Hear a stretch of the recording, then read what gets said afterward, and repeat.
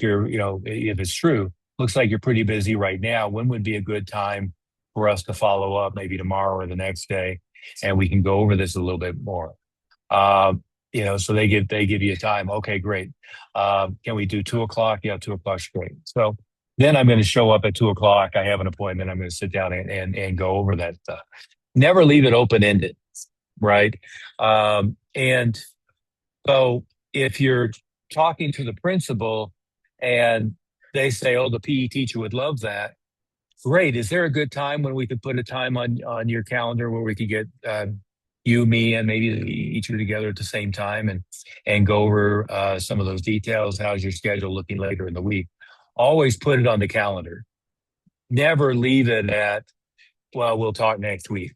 Or she says, call me next month, or call me next week, or call me when school goes back in session.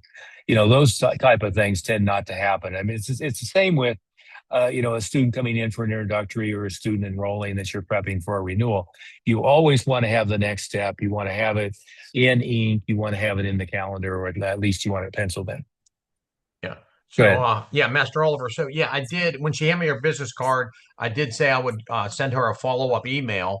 On this follow-up email, should I, talk about how should I address that? And obviously, reintroduce myself, thank her again for having me out, and then maybe I think the schools are up here for they might still be in next week here in Pennsylvania. I'd have to double check for sure because I don't have any school age kids at home with me. But anyway, maybe ask her if there's a time to come in and meet with the gym teacher and a PTA person, or how would I go about this email to her?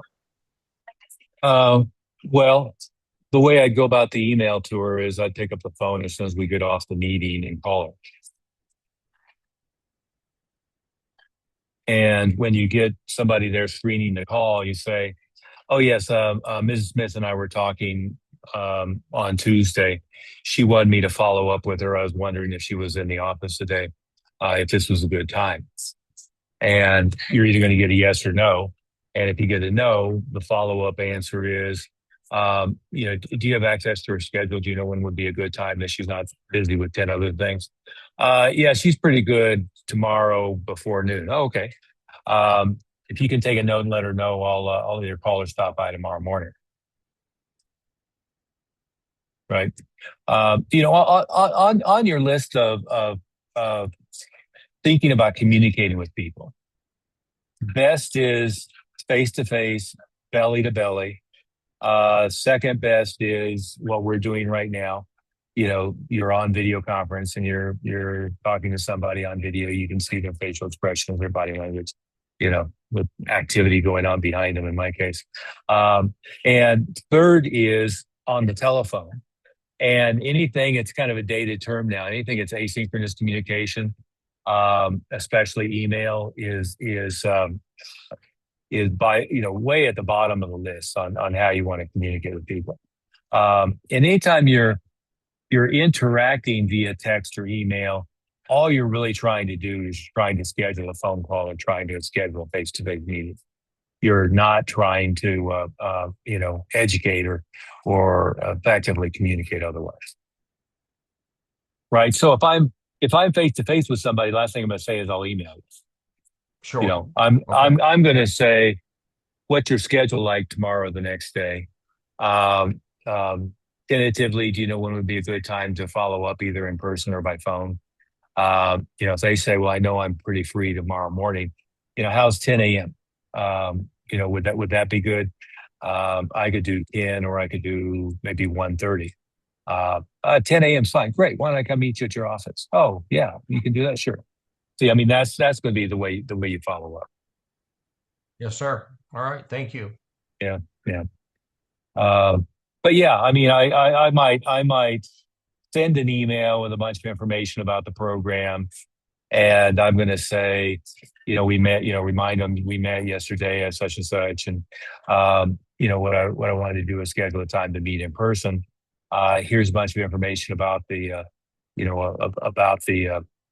what we do, and about the school, and about what we do. But then I would send the email, and an hour later pick up the phone and call and say, I was talking to Mrs. So and so, and we had scheduled a time to follow up. We didn't have a specific appointment though. I wanted to see if she's free now. That makes sense. And again, the problem with the principal is they have gatekeepers. The problem with PE teacher is they're out teaching kids, right? So, um, the best way to communicate with people in a public or private elementary school is you just show up. Ring the doorbell at the front door, walk in, talk to the person at the front desk, and then, ask if that person is free. When it's a PE teacher, I always just, very assumptively, I was going to meet with, Mr. Smith and PE, and the gym's that way. Do I need a, badge or something? And then, just go walk in. Yeah, good. Thank you. Now, keep in mind that everything I'm saying sounds really ballsy to a lot of people.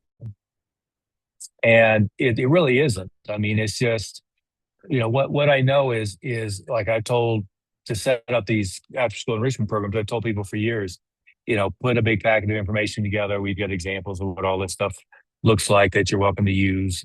Just put your school name in. But what I've told everybody forever is put a big package together and FedEx it, or put it in priority mail envelope or something and send it to the school. But what I also know is, having done this with, I don't know, 150, 180 different schools, one person, Melissa, ever picked up the phone and called me. So with what I know is, if I put together a FedEx and I put together an email and I put together a fax and I put together a text message and send it all out, I'm still going to have to show up on their doorway, darken their door, and say, "Hey, I FedExed you this. I wanted to make sure you had gotten it," and then sit down and have a conversation with you, because I can't sit and wait for them to contact me. Right. And see, that's the reason I remember the name is like the only time anybody ever picked up the phone and called me. And so, if you're showing up, walking through the door, talking to them belly to belly, just the after school enrichment program, Master Smith has seen this in person and done it at Sterling as well. But, you know, last time I personally did this at one of my schools, I did 400 and I think it was 465 enrollments in 9 months, just from after school enrichment programs at my location, where each of my branch managers have told me it's against school policy. They won't let you do it. The district won't let you do it. We had three different districts. They told me two of the three districts, it was against school policy to do it. And I personally did 460 enrollments in 9 months. Best month was 78 enrollments. Best day was 38 on one Saturday. It was completely doable and fruitful, but it just had to be ballsy enough to show up and walk in and talk to the PE teacher, talk to the person in charge of after school care, talk to the principal, and set this stuff up. Tim, does that help? Yes, sir. Very helpful. I can see, where I can improve in those areas there. I mean, like you're saying,